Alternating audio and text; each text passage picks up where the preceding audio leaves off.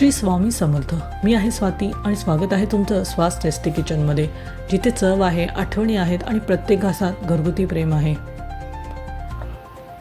आजपासून एक छोटासा पण खास प्रवास सुरू करते, एका साध्या गृहिणीपासून एक कॉन्टेंट क्रिएटर होण्याकडे, तुमच्या पाठिंब्याने आणि आशीर्वादाने.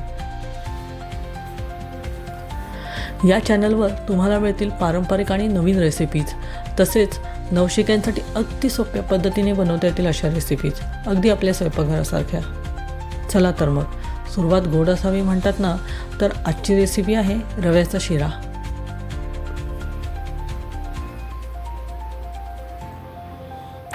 शिरा म्हटलं की आठवतं ना ते लहानपणीचं घर, आईचा आवाज आणि मौसूद शिऱ्याचा वास. चला ही आठवण पुन्हा जिवंत करूया. तर मी घेतलं आहे अर्धी वाटी रवा आणि अर्धी वाटी तूप. तुम्हाला जास्त प्रमाणात करायचं असल्यास साहित्याचं प्रमाण वाढवा. कढई मंद आचेवर ठेवून त्यात अर्धी वाटी तूप घालावे आणि अर्धी वाटी रवा घालावा आणि ते छान परतावे. गॅस अजिबात मोठा करू नये, रवा खाली लागतो. रवा मंद आचेवर गुलाबी रंग येईपर्यंत भाजून घ्यावा. रव्याला गुलाबी रंग आला की त्यात अर्धी वाटी साखर घालावी. त्यात थोडे काजू, बदाम आणि वेलची पूड घालून 2 मिनटं छान परतून घ्यावं.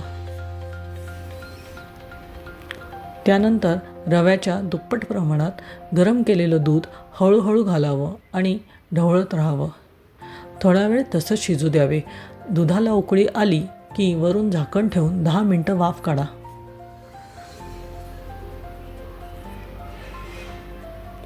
बस झाला, गरमागरम मनापासून केलेला शिरा तयार आहे. वरून थोडे ड्रायफ्रूट्स टाका आणि सगळ्यांना एकत्र बसवा, कारण खाण्यातला आनंद तो शेअर केल्याशिवाय पूर्ण होत नाही.